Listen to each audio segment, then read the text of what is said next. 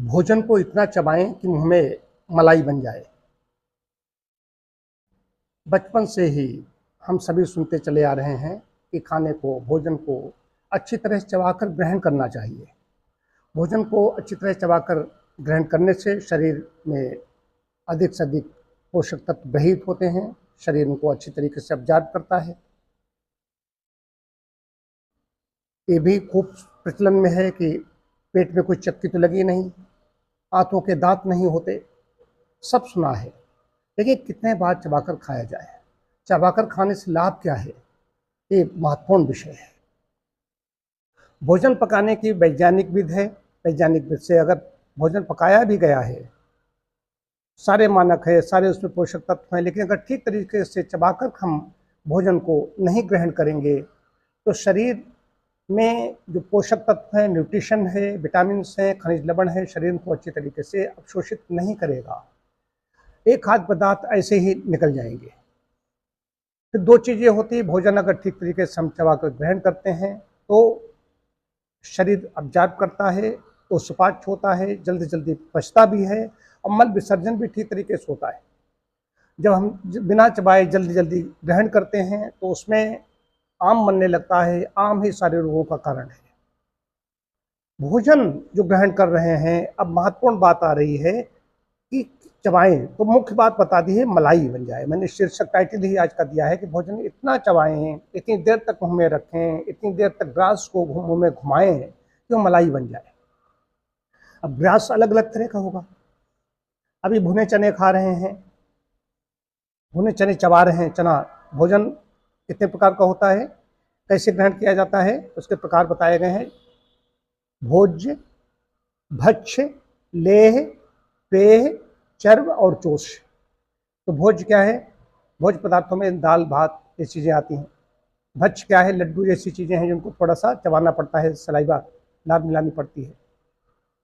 चर्व क्या है? चबाने वाली चीज़ें, चना, मूंगफली, दाने, इस तरह की चीज़ें चबाने वाली। भोजन, भक्ष्य, चर्व, लेह, चाटने वाली चीज़ें। चोष्य होती है चूसने वाली चीज़ें। आम चूस रहे हैं, रसीला आम चूसते हैं जो देशी, या गन्ना चूस रहे हैं।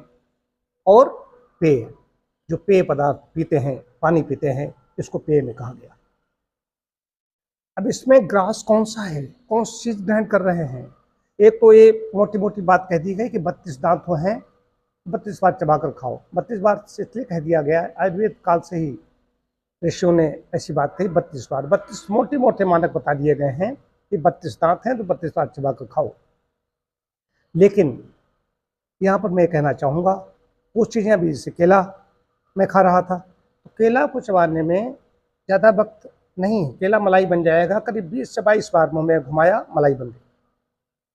चने अगर खा रहे हैं, चबा रहे हैं, तो चने चबाने में 32 बार नहीं, उसमें 40-45 बार जब हम चबाएंगे, चर्वण क्रिया होगी, तब वो ठीक तरीके से मलाई ऐसा बनेगा। अब उसमें मुख्य चीज़ ये है कि लार, कार्बोज का पाचन मुंह से शुरू हो जाता है। जितना ही ज़्यादा, आप कौन सी चीज़ कैसी है इसका स्वयं निर्णय लीजिए, चबाना है। अब आदत क्या है? एक तो इसके पीछे अज्ञान है, जानकारी नहीं है कि कौन सी चीज़ें मुंह से ही पचनी शुरू हो जाती हैं। रोटी, चावल, केला, आलू, जो कार्बोज है, शर्करा जातीय खाद्य है, उसका पाचन मुंह से ही शुरू हो जाता है। मैंने जो शुगर के रोगी हैं उन पर मैंने देखा, वो तंबाकू खा रहे थे तो लार अपने थूक रहे थे और भोजन को जल्दी जल्दी निगल रहे थे। उनको चर्वण क्रिया मैंने बढ़ा दी, हमने लिख दिया 20 से 25 मिनट भोजन करने में लगाना है। उन्होंने लगाना शुरू किया, शुगर उनकी नियंत्रित हो गई। इसलिए कि रोटी, चावल, जो कार्बोज है, इसमें शर्करा जातीय खाद्य है, उनका पाचन मुंह से ही शुरू हो जाता है। इसमें लार में एमाइलेज होता है, उसमें आहार में जब कण बनेंगे, जितने छोटे छोटे कण बनेंगे उसमें वो अच्छी तरीके से मिलेगा। अंदर वहाँ जो एंजाइम्स हैं, जो गैस्ट्रिक जूसेस हैं, जठराग्नि है, उसको अच्छी तरीके से पचाएगी और पचा करके, पका करके उसको ड्यूडेनल में, छोटी आंत की ओर भेज देगी। छोटी आंत में अवशोषण पेट में भी कुछ चीज़ों को होता है, कुछ चीज़ों का छोटी आंत में होता है, और निकल करके बड़ी आंत से मलक्रिया भी ठीक तरीके से संपन्न होगी। करके देख लीजिए। एक तो अज्ञान बताया, ज्ञान नहीं है, जानकारी नहीं है। दूसरी चीज़ है, व्यक्ति खाने का कई बार व्यक्ति होता लोभ होता है, कई बार समय का अभाव होता है, खाने में कटौती करता है। कुछ लोग होते हैं खाएंगे, बाद में बैठे रहेंगे, डकारते रह लेंगे, उस समय इतनी जल्दी खाएंगे, युद्ध स्तर पर फेंकते हैं, खाते नहीं फेंक देते हैं। अगर शादी विवाह में कहीं पहुंच गए तो वहां पर देखते हैं भीड़ से लेकर के आए, या रसगुल्ला जैसी कोई चीज मिल गई, कुछ लोग रसगुल्ला के बहुत बड़े, जिनको प्रिय होता है।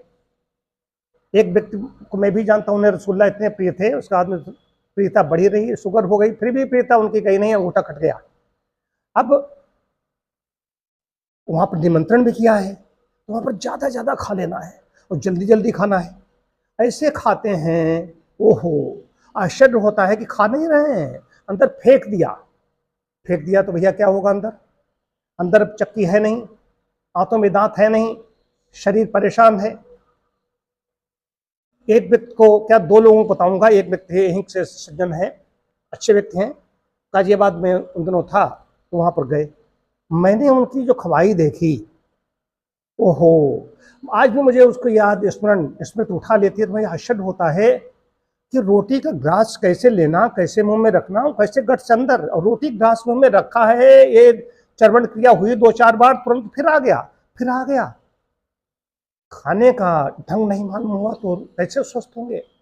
नियम है, एक ग्रास चम्मच से कोई चीज खा रहे हैं तो चम्मच खाने के बाद चम्मच पकड़े, फिर तैयार है खाने के लिए, फिर अंदर उसको जल्दी जल्दी चबा रहा है। ग्रास खा लिया है तो उसको चबा लीजिए, ये चबा करके अंदर निकल जाए तो फिर उठा लीजिए। इंतजार है, जैसे कि लाइन लगी हो, कहीं पर लाइन लग जाती है, वहां पर जल्दी हटो जल्दी हटो, आगे से पीछे से आ रहा है। विषय बहुत बड़ा है, देखने में चीज़ों बहुत छोटी लगती है, तो कोई चीज़ें हैं उनको 35-40 बार 45 बार तक चबाया जा सकता है। नारियल का टुकड़ा भी खाएंगे, मान लीजिए सूखा नारियल खा रहे हैं, कच्चा खा रहे हैं, उसको चबाने में ज़्यादा वक्त लगेगा। अभी रसगुल्ला खा रहा है कोई व्यक्ति, केला खा रहा है, पपीता खा रहा है, उसको चबाने में कम समय लगेगा। तो एक जैसे नियम सब पर लागू नहीं होते हैं, तो जितनी देर में भोजन मलाई बन जाए उतनी देर में चबा कर खाएं। इसमें जानकारी विशेष रूप से ये सबको होनी चाहिए, बाल्यकाल में, प्राइमरी एजुकेशन में ही चीज़ पता चल जानी चाहिए कि भोजन को जितनी अच्छी तरह से, जितना ही ज़्यादा चबाएंगे, चबा कर ग्रहण करेंगे, उतना ही हमारा शरीर अच्छा होगा, हमारी इम्यूनिटी बढ़ेगी। यही नहीं, बैक्टीरिया शरीर में कम उत्पन्न होते हैं, डेवलप होते हैं, हमारी आंतें और सारा सब कुछ इतना जब सक्रिय रहता है, हमारे यहाँ तो कहा ही जाता है पेट साफ रोग साफ। पेट अगर साफ रहेगा तो कोई रोग नहीं होगा। इसके लिए पेट साफ रखने के लिए आंतों में क्यों नहीं मल निकल रहा है, कई कई दिन मल नहीं निकल रहा है, ऐसे लोग आ रहे हैं। कॉन्स्टिपेशन हो रहा है, कॉन्स्टिपेशन के बाद पानी कॉन्स्टिपेशन होता है, फिर बाद में पाइल्स जैसी, हेमराइड्स, तमाम फिशर ऐसी चीज़ें बनती हैं, कोलाइटिस, अल्सरेटिव कोलाइटिस बनती है, गैस्ट्राइटिस। क्या कारण क्या है? खाने का ढंग नहीं मालूम है, क्या खाना है, कैसे खाना है, कितना खाना है, कब खाना है, यही बड़ा विषय है।